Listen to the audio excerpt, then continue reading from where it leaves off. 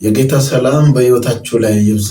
በዓለም ላይ የምትገኙ የእግዚአብሔር ቤተሰቦች እንደምን አላችሁ? እግዚአብሔር የተመሰገነ ይሁን። ባለፈው 3 ክፍለ ጊዜያችን ዘመኑን ማወቅና ዘመኑን ስለማዋጀት እየተማርን ቆይተናል። ዛሬ የመጨረሻውን ክፍል አቀርባለሁ። ዘመኑን ማወቅና ዘመኑን ስለመዋጀት ሐሳቦችን ሳነሳ ትኩረት ያደረኩት በዘመኑ ክፋት ላይ ነበር። ዘመኑ እጅግ በጣም ክፉ ነው ብያቸዋለሁ። እንዴት ክፉ ሆነ? ለምን ክፉ ሆነ? ለሚለው ሐሳብ ከብዙ ነገሮች መካከል 3ቱን ሐሳቦችን አንስቼላችኋለሁ። ዛሬ ደግሞ ለማንሳት የሚፈልገው ዘመኑ ያን ያክል ክፋት የበዛበት ከሆነ ያን ያክል እንደሱ አይነት ትውልድ አመፀኛ ትውልድ የተነሳበት በክፋት የተሞላ ትውልድ የተነሳበት ከሆነ ቤተክርስቲያን ወይም እያንዳንዱ ክርስቲያን ምን ማድረግ አለበት?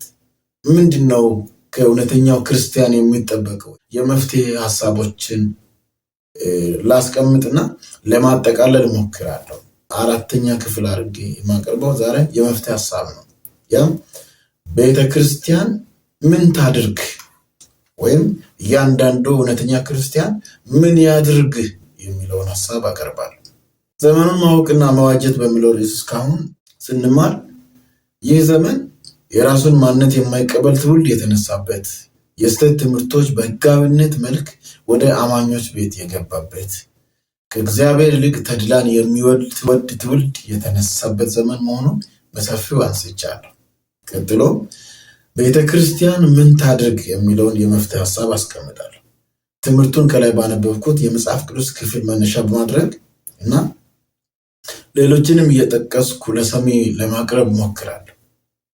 ዘመኑ ያን ያክል ክፋት የበዛበት ቀጥሎም በተለይ ለክርስቲያኖች ፈተናው የበረታበት ከሆነ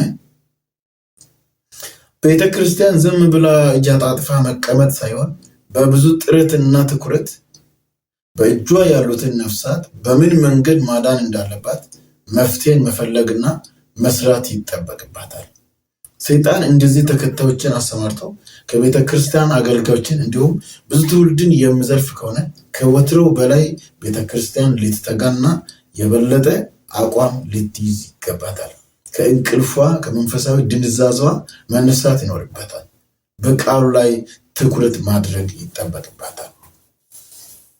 ቤተክርስቲያን የሚለው ቃል በብሉይ ኪዳን ያልተጠቀሰ ሲሆን በአዲስ ኪዳን ግን ለመጀመሪያ ጊዜ በኢየሱስ የተጠራ ስም ነው።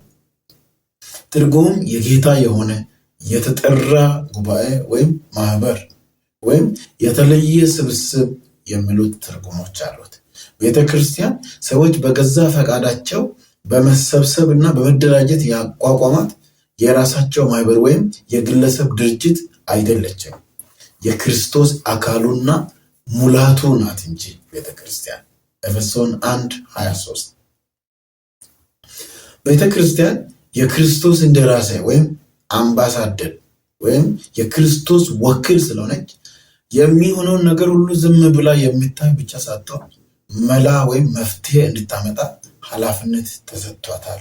ከጠላትም እጅ ራሷንና ትውልድን ልትታደግ ይገባታል። መሳፍንት ምዕራፍ 13 ቁጥር 5ን ስታነቡ እንደዚህ ይላል፣ ወንድ ልጅም ትወልጃለሽ፣ ለእግዚአብሔር የተለየ ናዝራዊ ይሆናል፣ እርሱም እስራኤልን ከፍልስጤማውያን እጅ ማዳን ይጀምራል ይላል። ሳምሶን እስራኤላውያንን ከፍልስጤማውያን እጅ ለማዳን እንደተፈጠረ የእግዚአብሔር ቃል ይናገራል ማለት ነው። የማዳን ኃላፊነት ተሰጥቶታል። አንደኛ ነገሥት 17 ከቁጥር 1 በፊቱ የቆምሁት ያው እግዚአብሔርን ከአፈ ቃል በቀር በእነዚህ ዓመታት ጠልና ዝናብ አይሆንም አለው። ይህ ኤልያስ የተናገረ ቃል ነው። ወኪል ስለሆነ ለ3 ዓመት ተኩል በምድርቷ ላይ ዝናብ እንዳይዘንብ ሰማያት እስኪዘጋ ድረስ አጥብቆ እግዚአብሔርን ጸለየ። እግዚአብሔርም ሰማው፣ ሰማያት ተዘጋ ማለት ነው። በመጨረሻም ደግሞ አጥብቆ ጸለየ፣ እግዚአብሔር ሰማያትን ከፈተ፣ ዝናብ አወረደ፣ ምድርቷም ቡቃያን አበቀለች ይላል የእግዚአብሔር ቃል። ስለዚህ ኤልያስ የእግዚአብሔር ወኪል ነው ማለት ነው። ማቴዎስ 16:18 ስናነብ ደግሞ እንደዚህ ይላል፣ በዚህች ዓለት ላይ ቤተክርስቲያንን ይሰራሉ። የገሃነም ደጆች አይችሏትም። የመንግስተ ሰማያትንም መክፈቻዎች ይሰጣሉ። በምድር የምታስረው ሁሉ በሰማያት የታሰረ ይሆናል፣ በምድርም የምትፈታው ሁሉ በሰማያት የተፈታ ይሆናል ይላል። ይህ ለቤተ ክርስቲያን የተሰጠ ስልጣን ነው። ለእነ ጴጥሮስ የተሰጠ ስልጣን ነው። እንግዲህ ለእነ ጴጥሮስ እግዚአብሔር ጌታችን ኢየሱስ ክርስቶስ ያለው ለእነ ጴጥሮስ ጌታችን ኢየሱስ ክርስቶስ ያለው የማሰርና የመፍታት ስልጣን፣ የገሃነም ደጆች የማይችሉትን ስልጣን ሰጥቻችኋለሁ፣ ያሰራችሁት ይታሰራል፣ የፈታችሁት ይፈታል ብሎ ስልጣን ሰጥቷቸዋል ጌታችን ኢየሱስ ክርስቶስ። ዘመኑ ይህን ያክል ክፉ ከሆነ ከዚህ ከጠላት ጠንቅ ትውልድን ለማዳን ቤተክርስቲያን ምን ታድርግ የሚለውን ሐሳብ በሚቀጥሉት ሐሳቦች አነሳለሁ። አንደኛ፣ በንቃት መከታተል ያስፈልጋታል። ነገሮቹን፣ ሁኔታዎችን በንቃት መከታተል። ቤተክርስቲያን ከመንፈሳዊ ድንዛዜ በመላቀቅ ሁሉንም ነገር በንቃት በመከታተል ነገሮቹን መቆጣጠር ይጠበቅባታል። ከተኛች ግን የጠላትን ሴራ ስለማታውቅ ትጎዳለች። እንቅልፍ ለብዙ ችግሮች ያጋልጣል። ለምሳሌ አንደኛ ነገሥት ምዕራፍ 3 ቁጥር 19 አንዲት ሴት በልጇ ላይ ተኛችበትና ሞተባት፣ ሌላኛይቱም አንቀላፋችና ልጇ ተወሰደባት። አያችሁ፣ በእንቅልፍ ምክንያት ሁለታቸው ያላቸው ነገር አጥተዋል። እንቅልፍ ያለው ነገር ያስነጥቅብናል። ስለዚህ ቤተክርስቲያን ከእንቅልፏ ነቅታ ራሷን አዘጋጅታ ትውልዷን መጠበቅ፣ ልጆቿን መጠበቅ ይኖርባታል ማለት ነው። ምሳሌ 23 ቁጥር 21 ላይ እንደዚህ ይላል፣ የእንቅልፍን ብዛት የተቦጫጨቀ ጨርቅ ያስለብሳል ይላል። ይህ ማለት በኢኮኖሚካሊ አቅጣጫ ማየት ይቻላል። ይሄን ለኢኮኖሚም ጉዳት አለበት ማለት ነው። እንቅልፍ መንቃት ያስፈልጋል። ሉቃስ 12 ቁጥር 39 እንደዚህ ይላል፣ ባለቤት በምን ሰዓት ሌባ እንዲመጣ ቢያውቅ ኖሮ በነቃ ቤቱም እንዲቆፈር ባልፈቀደም ነበር ይላል። ይህንን የተናገረው ጌታችን ኢየሱስ ክርስቶስ ነው። ባለቤቱ የሌባ መምጫውን ሰዓት ቢያውቅ ኖሮ ቤቱን ይጠብቅ ነበር። የነቃ ሰው ነው የሚጠብቀው። ከተኛ ግን መጥቶ ሌባው ቆፍሮ መግባቱ አይቀርም። ቤቱን መበብዙ መዘረፉ አይቀርም።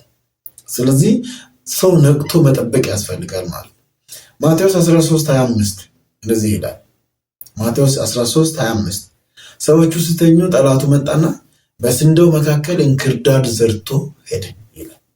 ሰዎች ሲተኙ ጠላት መጣ፣ በስንዴው መካከል እንክርዳድ ዘርቶ ሄደ። የተኛ ሰው ምን እየሆነ እንዳለ ሊያውቅ አይችልም። የሚጎዳው ነገር ሊጎዳው ይችላል፣ የሚጠቅመውም ነገር ሊያመልጠው ይችላል። ታዲያ ምን ማድረግ ያስፈልጋል? የእግዚአብሔር ቃል እንደዚህ ይላል፣ አንተ የምትተኛ ንቃ፣ ከሙታንም ተነሳ ይላል። ኤፌሶን 5:14 ከእንቅልፍ የምትነሱበት ሰዓት አሁን እንደደረሰ ዘመኑን እወቁ ይላል። ሮሜ 13:11 እንቅልፍ የጠላትን ትንኮሳና ተንኮሉን እንዳናውቅ ያደርጋል።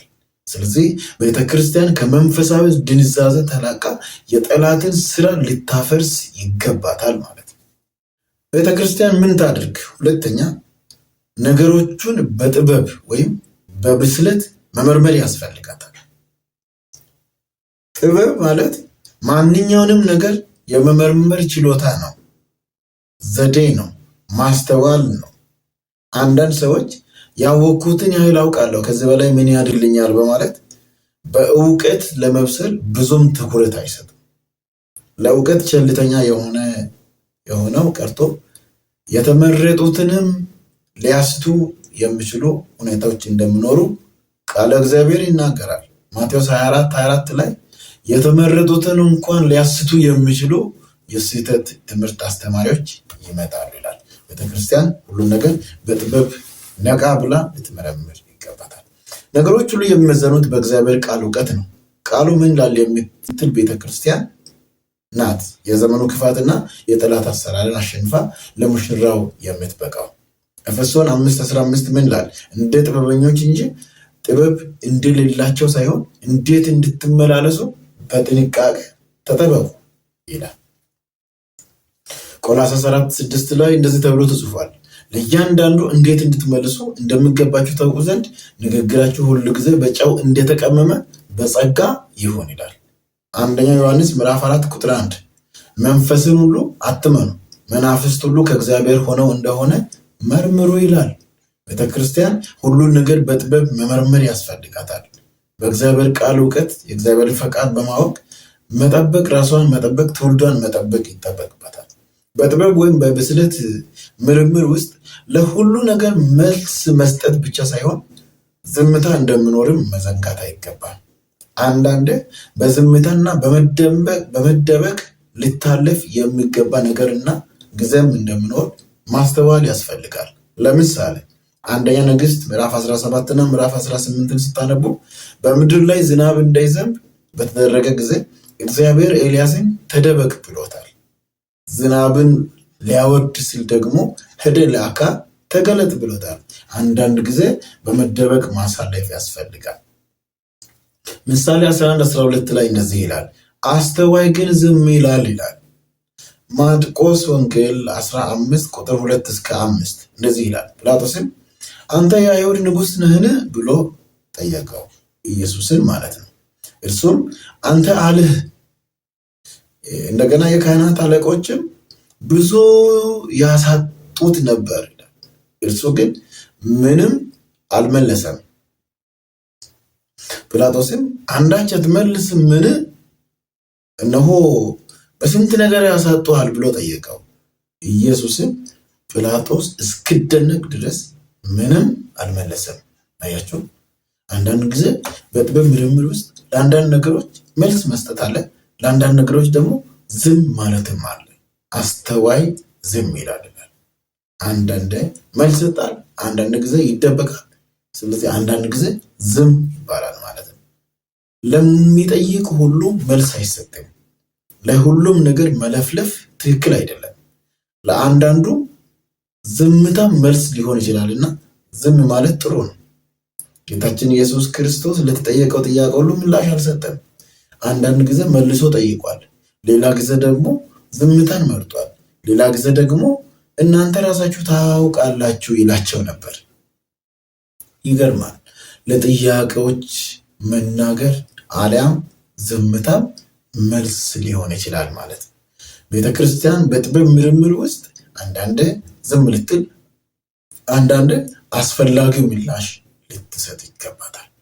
ዝም ማለት በሚገባት ቦታ ላይ ዝም ማለት፣ መናገር በሚገባት ቦታ ላይ መናገር ያስፈልጋታል ማለት ነው። ሌላስ ቤተክርስቲያን ምን ታድርግ? እውነትን በፍቅር መናገርና መግለጥ አለባት። ቤተክርስቲያን እውነት ነው ያስኩት ብላ ፍቅር በሌለበት አነጋገር ብትቀርባቸው ነፍሳትን ልታጣ ትችላለች። እውነት በጣም ጽኑ ያደርገናል። በፍቅር ካልተነገረ ግን ለጠብ ያዳርጋል። እውነት ለቤተክርስቲያን መከፋፈልን ሊያመጣ ይችላል። ስለዚህ በፍቅር የታቀፈ ሊሆን ይገባል ማለት ነው። ኤፌሶን 4:15 እውነትን በፍቅር እየያዘ ይላል። አንድ አማኝ ደካማ ጎን ሊታይበት ይችላል። ከዚያም ባሻገር እንደተማርነው በሰይጣናዊ ቡድኖች ውስጥም ገብቶ ሊታይ ይችላል። ይህንን ሰው ከዚያ ለማውጣት በፍቅር ቀርቦ ማሸነፍ ያስፈልጋል እንጂ ከነጥፋቱ ማውገዝ አስፈላጊ አይደለም። በፍቅር ከዚያ የሚወጣበትን መንገድ ማመቻቸትና መከታተል ያስፈልጋል ማለት ነው። ወግ ብቻ በማጥበቅ ሰውን መለወጥና ከጌታ ጋር ማኖር ስለማይቻል ለትውልዱ ብዝትም እንኳን እውነትን በፍቅር እየገለጡ በማድረግ እንጂ ለመሰረዝ እስክሪብቶ ይዘው ብነሱ ሊቀበላቸው እጅ ዘርግቶ ያለ ብዙ ስላለ ለሚጠፉ ነፍሳት የደም ዕዳ ተጠያቂ እንዳንሆን መጠንቀቅ ያስፈልጋል። ለመሰረዝ ብቃት ያለን ያክል የሚጠፋን ሰው ለመመለስ ያለን ብቃት ሊበልጠው ይገባል ማለት ነው። ያም በፍቅር ብዛት በፍቅር ቀርቦ ሰውየውን መለወጥ።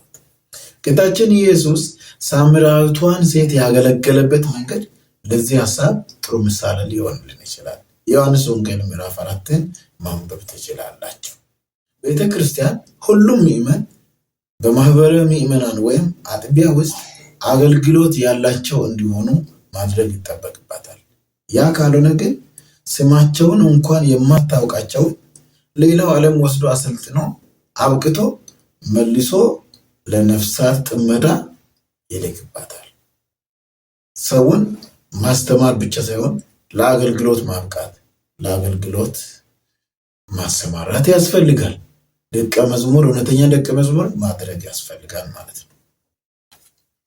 ቤተ ክርስቲያን እያንዳንዱን ክርስቲያን አባልነትን ከማስታወቅ ባለፈ በአባልነት የታቀፈን ክርስቲያን ጠንካራ ደቀ መዝሙርና በተሰጠው ጸጋ ስጦታ የሚሰራ ሰራተኛ ልታደርግ ይገባታል። በአባልነት መዝገብ ውስጥ የሰፈረችው ነገር ግን ማንነቱ የማይታወቅ አባል ያላት ቤተ ክርስቲያን የክርስቶስ ወኪል ልትሆን አትችልም። ምክንያቱም ክርስቶስ በጎቹን በየማንነታቸውና በየስማቸው ያውቃቸዋል። ዮሐንስ ወንጌል ምዕራፍ 10 ከቁጥር 11 እስከ 15። ስለዚህ አባሎቻችንን በውል በማወቅ በየስማቸው በነማንነታቸው በየጸጋ ስጦታቸው በማወቅ ማሰማራት ያስፈልገናል። ቤተክርስቲያን ያን ካላደረገች ሌላው አካል ወስዶ በራሱ ስራ ላይ ያሰማራና ተመልሶ ደግሞ የእሷን ነፍሳት የሚያጠምድ ሊሆንባት ይችላል ማለት ነው። ሌላው ቤተክርስቲያን ምን ታድርግ ለሚለው ሐሳብ መታጠቅ፣ ማስታጠቅ እና ማሰማራት ያስፈልጋል። ቤተክርስቲያን የጦር መሳሪያን በሚገባ መታጠቅ ይጠበቅባታል። እንዲሁም ትውልድን ማስታጠቅ ይኖርባታል። ከዚያም ደግሞ ትልቅና ለጦርነት ማሰማራት የተሰጣት ኃላፊነት ነው። እንዲሁም ትውልድን ማስታጠቅ እና ለጦርነት ማሰማራት የተሰጣት ኃላፊነት ነው። ስለሆነም ለመታጠቅ እና ለማስታጠቅ አስቀድሞ ጠላትንና የጦር መሳሪያዎችን ማወቅ ያስፈልጋል። ኤፌሶን ምዕራፍ 6 ቁጥር 10 ላይ ሁለቱም ተለይተው ተጠቅሰዋል። ጠላት ማን ነው? መጋደላችን ከደምና ከስጋ ጋር አይደለምና ከአለቆችና ከባለስልጣናት ጋር ከዚህም ከጨለማ ዓለም ገዦች ጋር በሰማያዊም ስፍራ ካለ ከክፋት መንፈሳዊያን ሰራዊት ጋር ነው እንጂ ይላል። ስለዚህ የጠላትን ሽንገላ ፈጽሞ ለመቃወም እንዲቻላችሁ የእግዚአብሔርን የጦር ዕቃ ሁሉ ልበሱ እና አንሱ ይላል። ሐዋርያ ጳውሎስ ይህንን ጦርነት ሲያስብ የሮማ ወታደር ትጥቅ በሚገባ ያየ ይመስላል። ምክንያቱም የወታደሮችን ልብስ አምጥቶ በትምህርት ውስጥ አካቷቸዋል። ክርስቲያኖችን በስጋ ዓይን ከማይታየው ጠላት ጋር ውጊያ የሚጠብቃቸው በመሆናቸው በሚገባ መታጠቅ እንደሚገባቸው ማስተዋል ይኖርባቸዋል። በተለይ በዚህ ዘመን በሚገባ ያልታጠቀ ክርስቲያን የከፋውን የጠላትን ሽንገላ ማሸነፍ ብቻ ሳይሆን ከእርሱ ጋር መግጠም የማይታሰብበት ጉዳይ ነው። በመሆኑ በእግዚአብሔር ቃል መታጠቅ ያስፈልጋል። ስለዚህ ሐዋርያው ጳውሎስ ለኤፌሶን ሰዎች ምን መታጠቅ እንደሚገባቸው በሮማውያን ትጥቅ ምሳሌ መነሻ በማድረግ አስተምሯቸዋል። ምን አላቸው? የጦር መሳሪያ ወይም ትጥቁ ምንድን ነው? አንደኛ ዝናር ወይም ቀበቶ። ኤፌሶን ምዕራፍ 6 ቁጥር 14። ዝናር ወይም ቀበቶ በአካል መካከለኛ ቦታ ላይ የሚለበስ መሳሪያ ሲሆን የአካል ሚዛናዊነትን ይጠብቃል። በውጊያ ጊዜ የደረት ልብስን፣ የእግር ገንባለውን፣ ኮዳን እና ሰይፍን ለማያያዝ የሚያገለግል መሳሪያ ነው። ይህንን አምጥቶ ነው ጳውሎስ ወገባችሁን በእውነት ዝናር ታጥቃችሁ እያለ የሚያስተምረው። ሰይጣን ብዙ ጊዜ የሚዋጋው በሰው ልብ ውስጥ ውሸትን በመሙላት ነው። ዘፍጥረት ምዕራፍ 3 ቁጥር 1። ስለዚህ በእውነት በመታጠቅ ካልሆነ በቀር ማሸነፍ አይቻልም። መንገድና እውነት ኢየሱስ ነው። ስለዚህ እውነት መሞላትና ክርስቶስን መልበስ ያስፈልጋል። ምክንያቱም የተሰወረ ጥበብና የእውቀት መዝገብ ሁሉ በእርሱ ውስጥ ነው። ዮሐንስ ወንጌል ምዕራፍ 14 ቁጥር 6፣ ሮሜ 13 14። ሁለተኛ ትጥቅ ምንድን ነው? ሁለተኛ ጥሩር ነው። በድረት ላይ የሚለበስ መሳሪያ ነው ጥሩር። ከቀበቶ ጋር ተያይዞ እስከ ታፋ ድረስ የሚደርስ የጦርነት ጊዜ መሳሪያ ነው። ጥቅሙም ልብን፣ ሳምባን፣ ጉበትን፣ ቆሽትንና ኩላሊትን ከጠላት ጥቃት መጠበቅ ነው። ሐዋርያ ጳውሎስ ይህንን መሳሪያ ከጽድቅ ጋር ያያይዝና የጽድቅ ጥሩር ለብሳችሁ ይላል። ጽድቅ በጌታችን በኢየሱስ ክርስቶስ ያገኘነው ነፃ ስጦታ ነው። ዲያብሎስ ሲዋጋን ደግሞ በተሰጠን ጽድቅ ተጠራጥረን እንድንጠፋና በኃጢአተኝነት ስሜት ሞራላችን እንዲወርቅ በማስተባበር ተስፋ በማስቆረጥ ስለሆነ ጽድቃችን በሆነው በኢየሱስ ክርስቶስ ታምነን በቃሉ እውቀት ዲያብሎስን ልንመክት ይገባል ማለት ነው። ጽድቅ እግዚአብሔር በፊቱ በድፍረት እንድንቆም የሰጠን ነፃ ስጦታ ነው። እርሱም ጌታችን ኢየሱስ ነው። ሮሜ ምዕራፍ 3 ቁጥር 4፣ ፊልጵስዩስ ምዕራፍ 3 ከቁጥር ደግሞ 8። ስለዚህ ጽድቅን መልበስ ያስፈልጋል ማለት ነው። ሶስተኛ ጫማ ነው። ጫማ ወታደሮች በእግር ላይ የሚያደርጉት የመሳሪያ አይነት ሲሆን በአይነቱ የተለየ መሳሪያ ነው። እስከ ጉልበት የሚደርስ ነው። ከመንሸራተት ከእሾህና ከእንቅፋት ይጠብቃቸዋል ወታደሮችን። ወታደር በባዶ እግር ወደ ጦርነት ሜዳ አይሄዱም። ወታደር የሚዋጋው የአገሩን ሰላምና ደህንነት ለመጠበቅ ነው። ቤተ ክርስቲያንም ነፍሳትን ነፃ ለማውጣት በሰላም ወንጌል ተጫምታ መዋጋት ይጠበቅባታል። የጠላትን ራስ የምንረግጠው ከመንሸራተት የምንጠበቀውና እሾህን ሁሉ መርገጥ የምንችለው በሰላም ወንጌል በመጫማት ብቻ ነው። ያ ካልሆነ እንጎዳበታለና። በጦርነት ጊዜ ወታደሩ እግሩ ከተጎዳ አይደለም መዋጋት መራመድም ስለማይችል ለእግሩ ጥንቃቄ ለየት ያለ ጫማ ይደረግለታል። ለቤተ ክርስቲያን ግን ልዩ ጫማዋ የሰላም ወንጌል ነው። ቤተ ክርስቲያን ለምእመኖቿ የሰላምን ወንጌል በሚገባ ልትመግብ ልታስተምር ይገባል። ክርስቲያኖችም የእግዚአብሔርን ቃል በሚገባ መመገብ ይኖርበታል። ምክንያቱም ከጠላት ጋር የሚዋጋበት ክፋትና የጠላትን አሰራር የሚጫማበት ጫማው የሰላም ወንጌል ስለሆነ። ሌላ ጋሻ ነው። ቁጥር 16 ላይ ጋሻ ለሮማውያን ወታደሮች በመዳብ ተሰርቶ በቆዳ የተለበጠ ጋሻ ይኖራቸዋል። ጋሻ ተንቀሳቃሽ መሳሪያ ስለሆነ የትኛውንም የአካል ክፍል እየተንበለበለ ከመጣ ከጠላት ፍላጻ ለመከላከል ይጠቅመናል። የእምነት ጋሻ ቀጥተኛ ትርጉሙ የእግዚአብሔር መገኘት ማለት ነው። እግዚአብሔር ለአብርሃም ከተናገረው ንግግር መረዳት ይቻላል። ምን አለው? ዘፍጥረት 15 ላይ እኔ ለአንተ ጋሻ ነኝ አለው። የእምነት ጋሻ የሚያመለክተው በእምነት መኖርን ነው። እርኩሳን መናፍስት ብዙ ጊዜ ማስጣል የሚፈልጉት ነገር ቢኖር እምነትን ነው። እምነት ከሌለ ዲያብሎስ በቀላሉ ይፈታተናል፣ ያጠቃልም።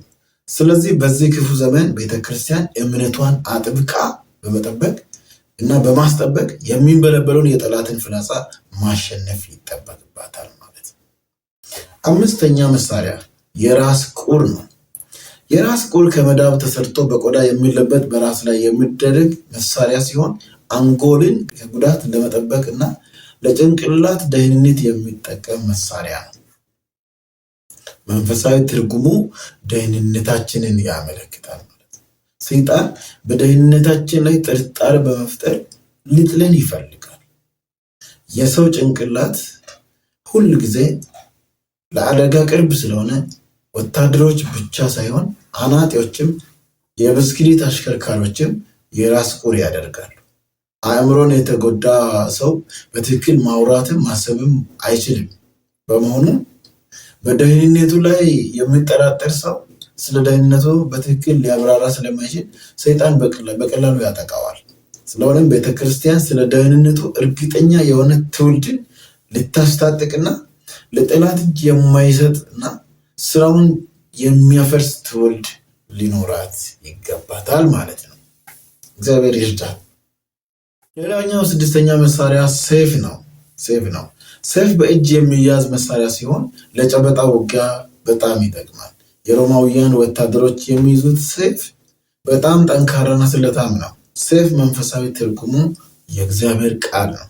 ከሰይጣን የሚመጣውን ፈተና ሙሉ በሙሉ ይበትናል።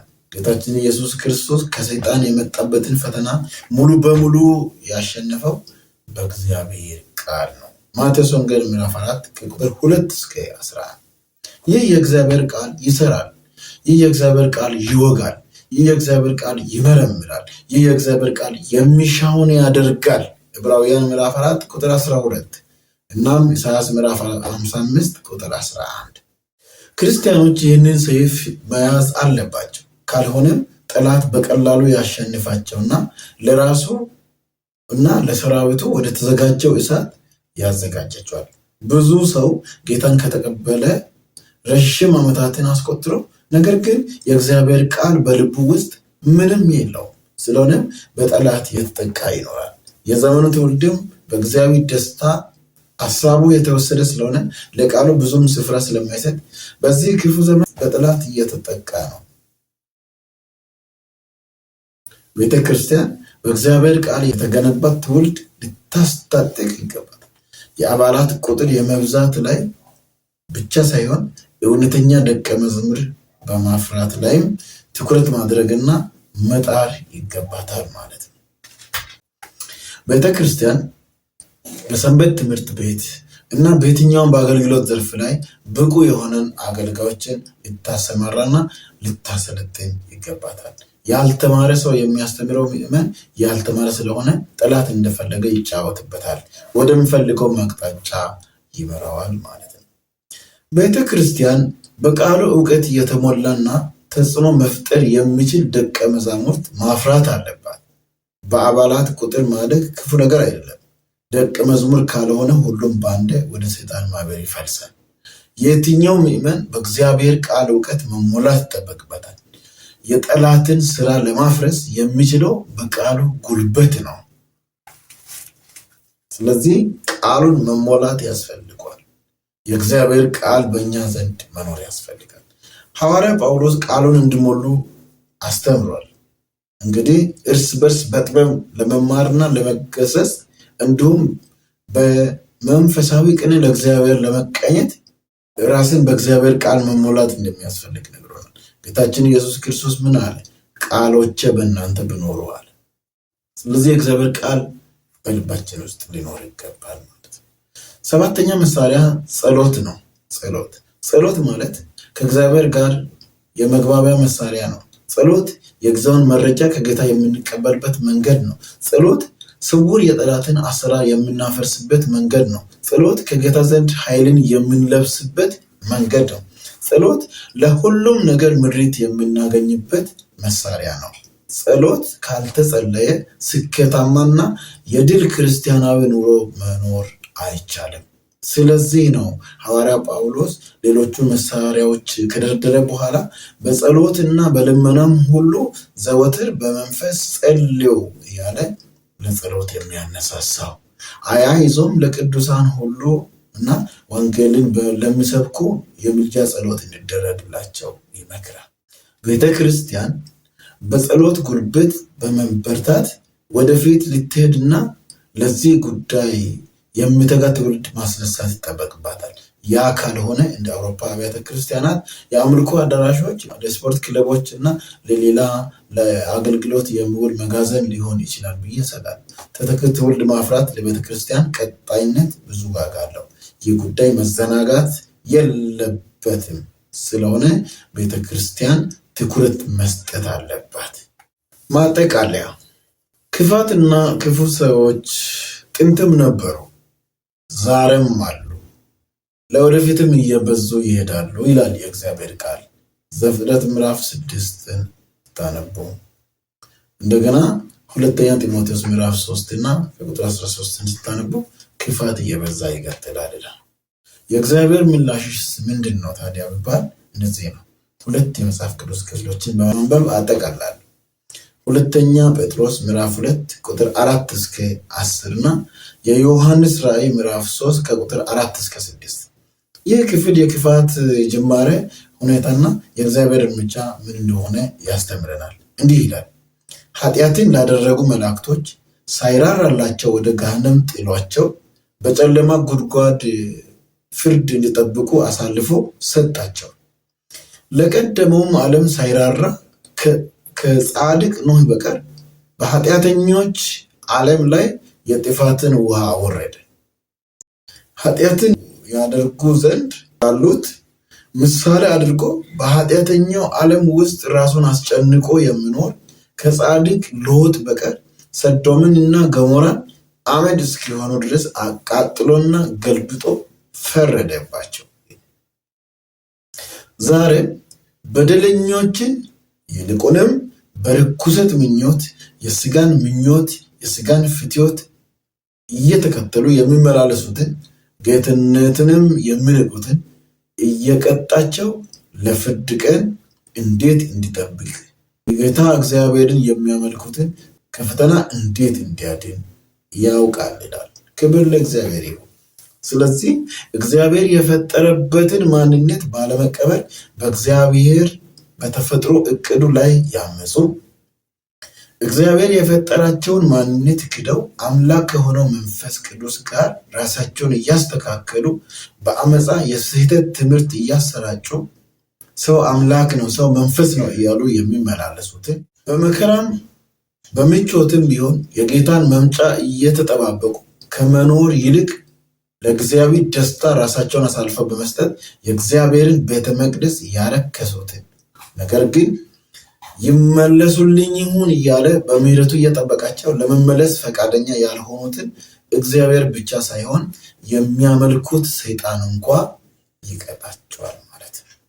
ወደ ሁለተኛው ክፍል ሲመጣ የዮሐንስ ራእይ ምዕራፍ 3 ቁጥር 4-6 ላይ ያለውን ሐሳብ ሳመጣ እንደዚህ ይላል፣ ብዙዎቻቸው ስም እያላቸው በሞቱበት ዘመን ልብሳቸውን ያላረከሱ ሰዎች ጥቂት ቢሆኑም ከአምላካቸው ዘንድ ሽልማትን ያገኛሉ። ይህም ነጭ ልብስ ለብሰው ከእርሱ ጋር ይሄዳሉ። ሃሌሉያ! በነጭ ልብስ ይጎናጸፋሉ።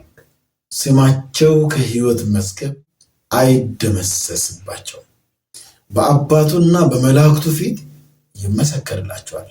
ስለዚህ የሚሆነውን የጊዜውን ምቾት አይተን ከጌታ ፊት ባለመጥፋትና በጽድቅ በፊቱ በመመላለስ በዚች ዓለም ሁኔታ ነፍሳችን ብትጨነቅም ሙሽራችንን ኢየሱስን እየተጠባበቅን ልንኖር ይገባናል። እርሱ ሲመጣ በክብር ወደ ሰማያዊ ስፍራ ይወስደናል። እዚያ ራሱን የሚክድ የለም። እዚያ የስህተት ትምህርት የለም። እዚያ ልብን የሚማርክ ጊዜያዊ ደስታ የለም። እዚያ የተለያዩ ችግሮች አይገኙም። በጽድቅ እሱን የጠበቀ ሁሉ ከጌታው ጋር ለዘላለም በደስታ ይኖራል። በዚህ ዓለም ለእውነት ብቻ ስለወገነ የተገፋ ሁሉ በክብር ዙፋን በአባቱ ቀኝ ይቀመጣል፣ የጽድቅንም አክሊል ይቀበላል ማለት ነው። እስከ መጨረሻው ድረስ ጸንተን እንድኖር እንድንሸለም ጌታ በጸጋው ይርዳል። ወገኖች ሆይ በጊዜያዊ ደስታ አትደለሉ። ወገኖች ሆይ ከስህተት ትምህርት ራሳችሁን ጠብቁ። ወገኖች ሆይ እግዚአብሔር የሰጣችሁን የፈጠራችሁን የራሳችሁን የተፈጠራችሁበትን ማንነት በእምነት ተቀበሉ። በእግዚአብሔር ላይ አናምስ። በእግዚአብሔር ፊት እግዚአብሔርን በጽድቅ እንጠብቅ። አንድ ቀን እንሸለማለን። አንድ ቀን ከፍታ ላይ እንወጣለን። አንድ ቀን እንመዘገናለን። እግዚአብሔር የተባረከ ይሁን። እግዚአብሔር ከጠላት አሰራር፣ ከጠላት ስራ፣ ከጠላት ውድቀት፣ ከጠላት ጦርነት፣ ከጠላት ስንክል፣ ከስህተት ትምህርቶች በምህረቱ ይሰውረን። ስለ ሁሉ ክብር ለእግዚአብሔር ይሁን። እግዚአብሔር የተመሰገነ ይሁን። ጊዜውን ያስኩትን ዘመኑን ማወቅና መዋጀት የሚለውን ትምህርት በዚህ አጠቃላይ ያለው ጌታ ጸጋውን ያብዛላችሁ። ተባረኩ። አሜን።